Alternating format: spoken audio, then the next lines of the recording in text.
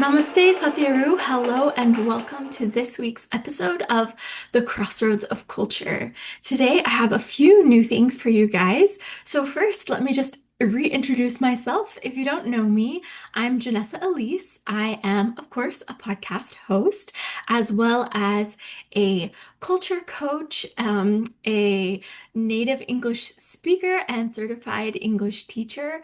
And also, I'm dabbling my toes into international student advising now, as well as being just your friend next door to help you through all of the transitions and the messy in-betweens that can happen when you are living life in between cultures, whether you're an international student or scholar, or you're just someone who likes to travel globally, and you need to learn how to get connected and to even avoid some of the culture shock that can happen when you're moving between cultures. That's what I'm here for. I'm your girl to give you advice for those things. So, today we're going to do a couple of new things. First, if you didn't know, today's episode is recorded on video. Hi, guys, to you who are watching on YouTube. I have a new YouTube channel. If you didn't know, it is Janessa underscore Elise. Just like everything else, you can find me everywhere on social media at Janessa underscore Elise. And so for now, the YouTube channel is just to have a video episode of the podcast. Um, if you're interested in watching and just connecting a little more deeply, that way you can see me and my guests as I have them on. But also in the future, I hope to do many other things with my YouTube channel. And hopefully, as well, I'll be doing some Nepali speaking videos and language learning videos just to share with you guys, since that's something I'm passionate about and it ties in really well with everything that we talk about here. So, without further ado, let's jump into today's episode. Today, I am starting a new segment. Well, it's kind of like a new face to an old segment. So, in the past, I've had you send in your personal cross-cultural dilemmas and questions, and I've given my responses and answers to those things. So, we're titling that segment now for all future episodes, Dear Saathi. If you don't know, in Nepali, Saathi means friend. That's why I always say Namaste, saathiharu, hello, my friends. And now I'm just going to have this segment called Dear Saathi. So if you have any questions about cross-cultural living or intercultural relationships or moving abroad, studying abroad, you can use the hashtag Dear Saathi and send me your questions on Instagram, in DMs, or on our website. You can join our global community network and have one-on-one access to me there, as well as all of our other friends who are a part of that community.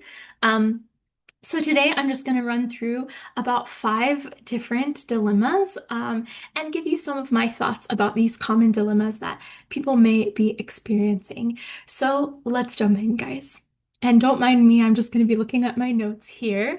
I'm going to do my best to make this podcast a one shot recording, and I won't edit anything out. So this is going to be my most real and most authentic self.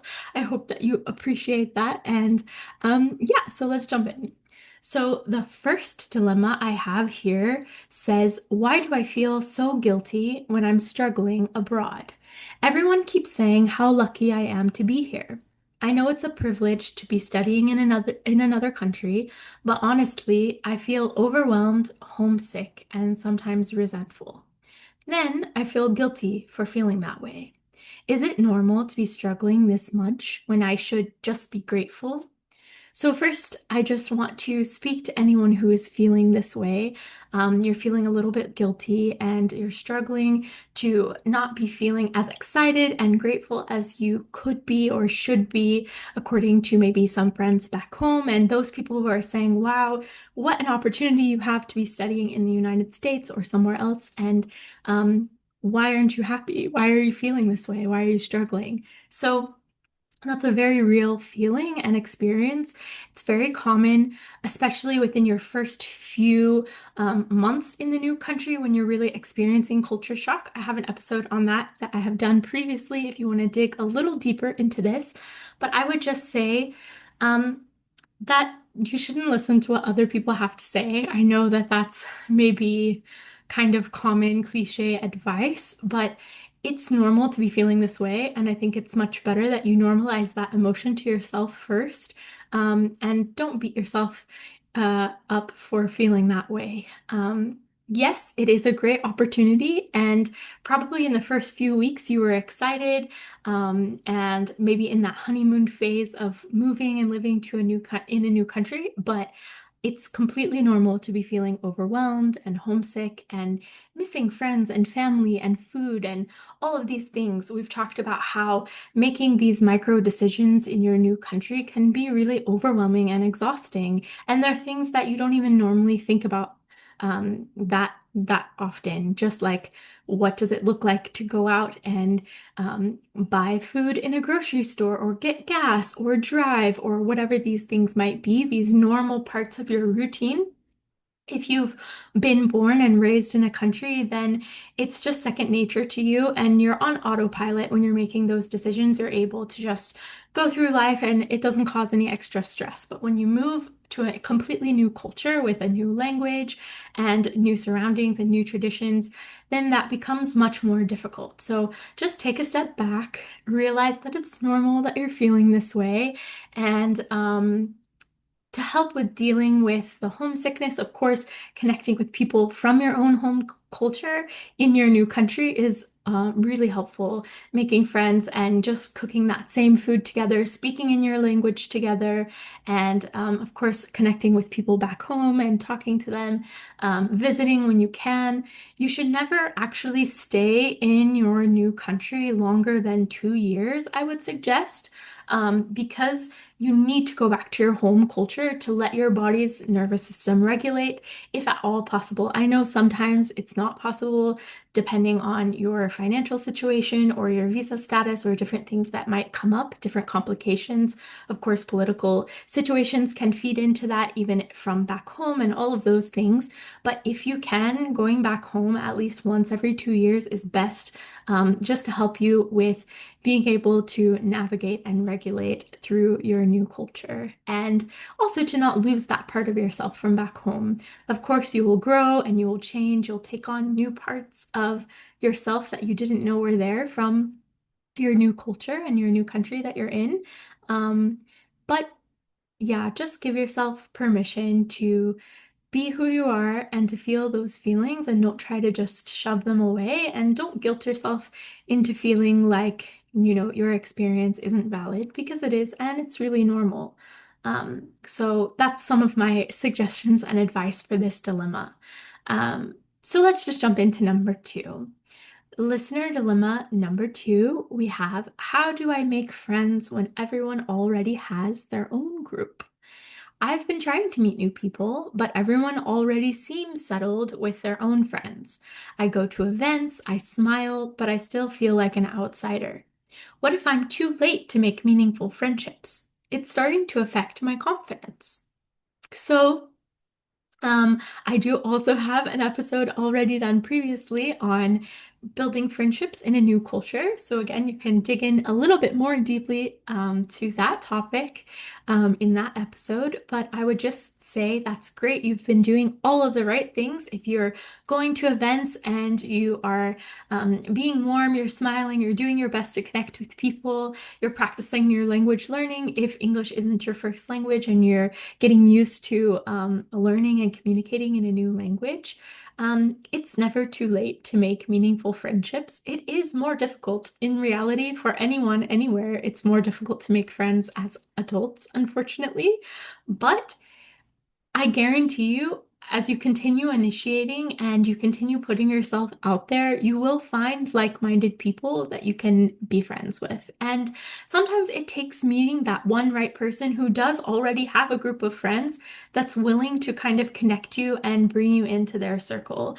And sometimes we see these cliques, we would call them, as negative things, but actually, I don't really see them as negative things anymore. When I was in high school, yes, I felt rejected and I didn't like these little cliques and these groups of people. But as I got older, I just realized, like, It's very normal for all of us to find our people and to have our group of friends. And there is a problem if they're very closed-minded and closed off to new friends and new connections and new people. But it's pretty normal. If you know someone, you're going to go and talk to them, and naturally, you're going to end up in a clique with the people that you know. And so that's not really an issue. It's just, um, doing your best to initiate, like it sounds like you've already been doing. And of course, that beginning phase might feel a little awkward. It might be difficult to find those people that you really resonate with. And yeah, it's difficult. I have to say that's true. As an adult, it's especially difficult because you don't have these other subcultures that help you even more to connect. But if you're in college, I think that's a great place. University is a great place to start building connections. I've spoken about different international student groups that they have on many campuses in the United States, and they welcome both Americans and internationals into those groups to participate in learning about people from other places, to learn about their food, their language, their culture, traditions and celebrations, and all of these things. And so the type of people who are interested in learning about other cultures and in connecting with people who are coming from similar backgrounds or experiences as themselves are going to be at those places. So if you can find those events on campus, if you can find those groups, I just suggest getting involved. I know it can take time, it can take effort, but it will be worth it in the end. And like I said, once you find that one or two, people that you really hit it off with, then inevitably your group will continue to grow as you integrate into your own spheres of influence, your own connections that you have. It just takes time, so you have to be patient and don't get discouraged. And yeah, just put your best foot out there, put your best self out there, and um, that's all that you can do. And the rest will happen for you, I promise. Okay, so for our third dilemma, we have I'm afraid to speak English because people keep correcting me. English isn't my first language, and I'm doing my best, but every time I speak, someone jumps in to fix my grammar or repeats what I said in a different way. It makes me want to stop talking. How do I get over this fear and keep practicing without shutting down? So, first, let me just say I can resonate a lot with this as a person learning another language. For me, it's just my second language. I know many of you out there have already learned multiple languages, and English is like your third or fourth language, or some people their second language, whatever. But yeah, I really commend you for just putting yourself out there and actually practicing with native speakers. That's so difficult, whether they're native speakers or not. But I think especially with native speakers, it's really challenging to just push yourself aside and your emotions and just try to speak and to not hold on to that fear of messing up and trying to do things perfectly and all of that. Like I said, I really resonate with this. And the things that have helped me personally to just kind of get over those fears is to just not take myself so seriously, to not even get offended when someone corrects you or rewords the way you're saying something, because genuinely they're either just trying to help you. They might be correcting your grammar because they think that it's helpful for you. And if it's in a relationship where you're close enough that it's bothering you and you don't really want that, you can definitely tell this person, like, I really appreciate that you're correcting my grammar, but for me, it's just more helpful for me to get my speaking practice in without everything being corrected. And I know that I'll get better with time, and just listening to other people's conversations is more helpful for me. So this is how it makes me feel. It makes me shut down a little bit, and I just want to be able to try to communicate as best as I can. So could you please, hold off on correcting me or whatever? Say it as nicely as you can, but most people will be really understanding, especially if you have that kind of relationship with them.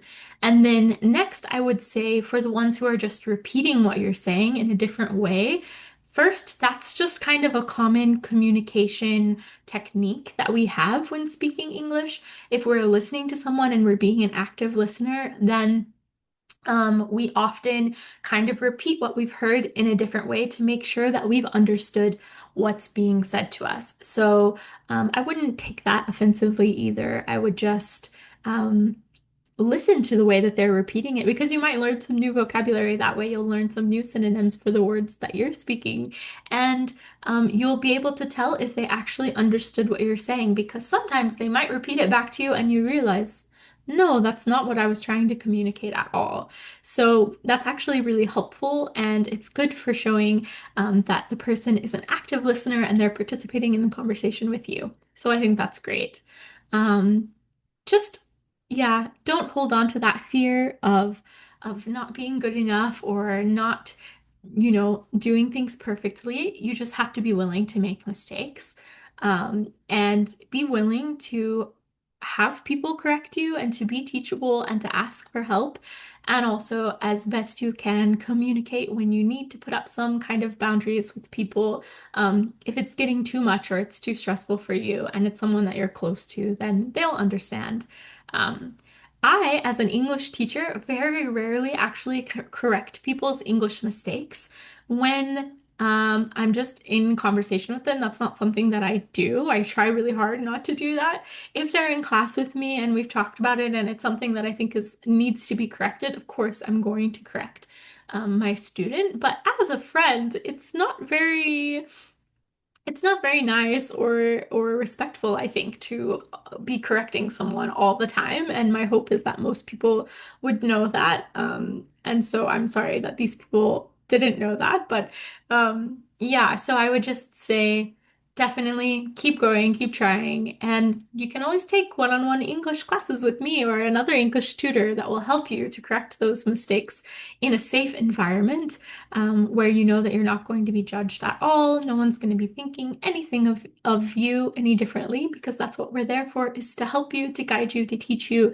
and to make you feel safe while you're speaking the language because speaking is one of the most difficult things. I would say probably the most difficult thing of writing, of learning a language, is speaking. And the more that you speak, the easier it will be. So definitely find some resources, practice speaking as much as you can, use language learning apps like I've mentioned before, as well as something that's really helpful for just growing in your speaking. I think the last episode that I did was on my tips for language learning, so you can definitely go listen to that episode for a few more tips to help you grow in your knowledge of English. But overall, I think you're probably doing great and you shouldn't be too hard on yourself. Okay, so here's our fourth dilemma. This dilemma says, my family doesn't understand who I'm becoming. Since moving abroad, I've changed in ways I didn't expect. I'm more independent, open-minded, and confident, but when I talk to my family, they don't get it. Sometimes I feel like I am too westernized for them now, and it makes me feel guilty. Can I grow without losing them?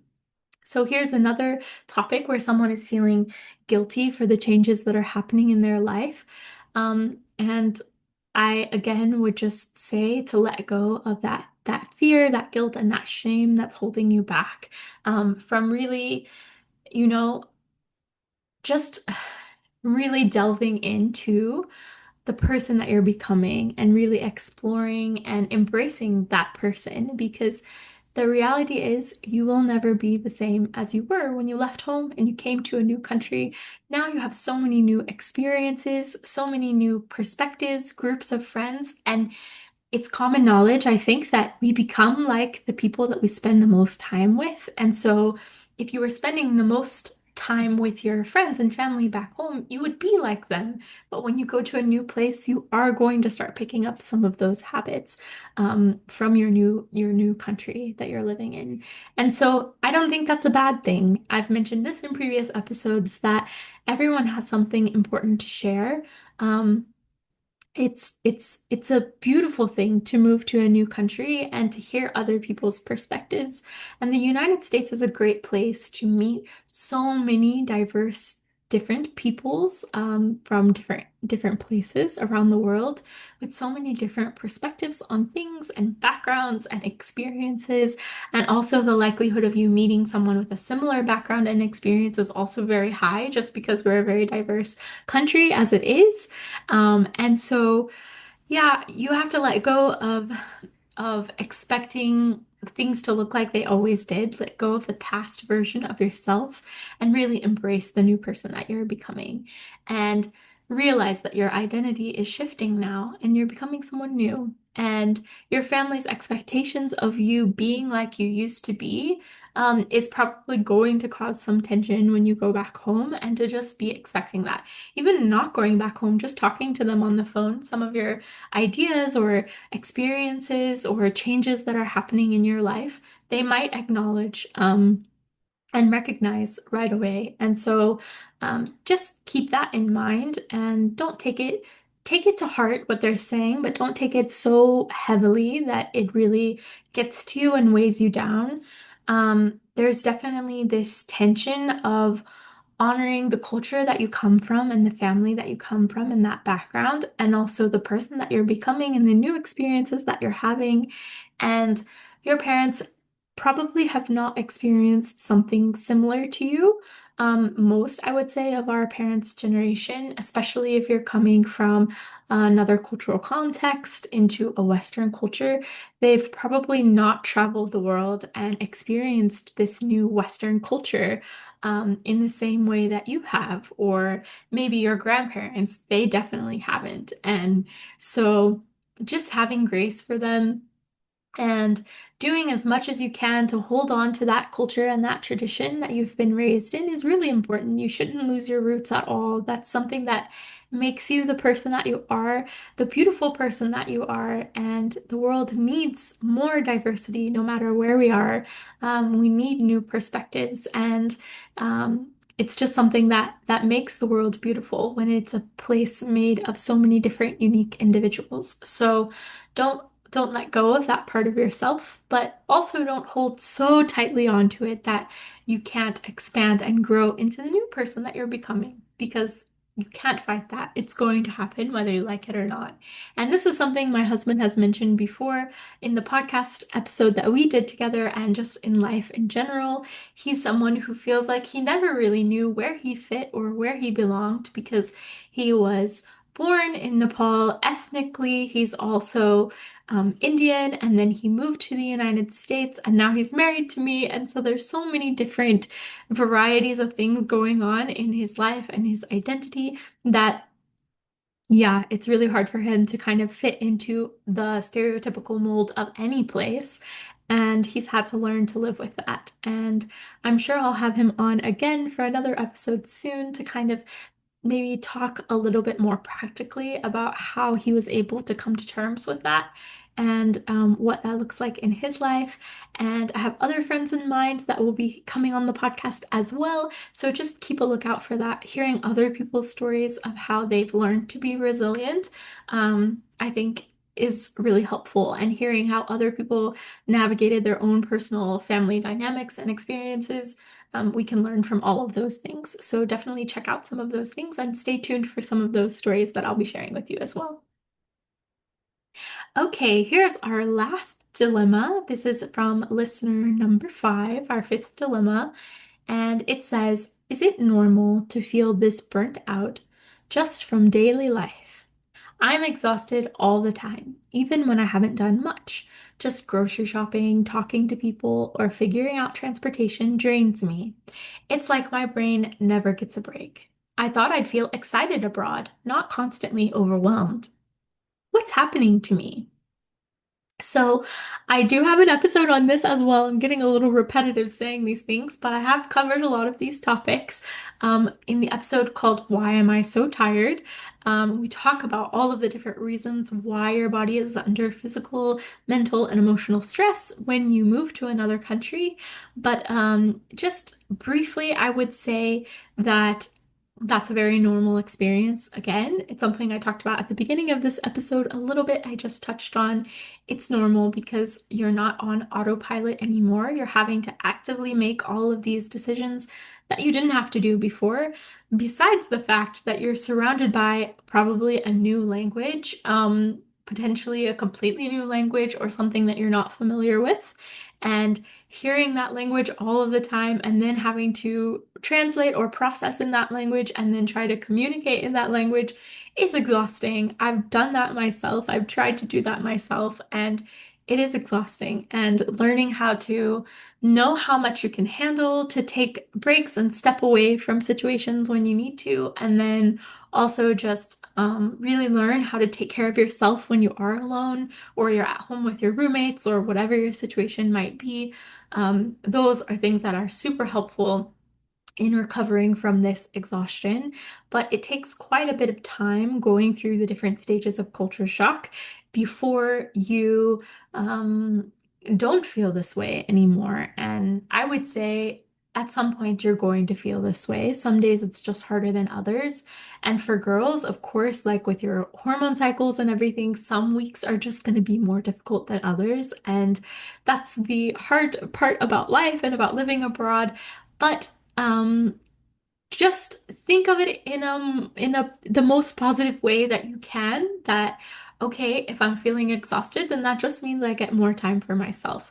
Of course, don't isolate, don't pull yourself away from the things that you need to keep you going and from your community around you, but figure out who are like your safe people that you're comfortable with and who can also push you outside of your comfort zone, and set aside maybe like 1 day a week that you can just be by yourself and take care of yourself, do the things that you enjoy, spend time with the people that you really love who give you a lot of life and joy and peace when you're around them, and do the things that you love, hobbies that you enjoy, or cook the food that reminds you of home, listen to music from back home, talk to all of your family, just have like a self reset day that helps you to connect with yourself. Um, and that helps so much for just kind of refueling after those really exhausting days or weeks. And I would also say that, like I have mentioned in the past, I do have an upcoming course, 90 Days of Culturally Confident in 90 Days. And in that course, you will get a lot of practical hands-on tools, not only for your mental and emotional health, but also just like practical everyday things that you need to know when you're moving to the United States.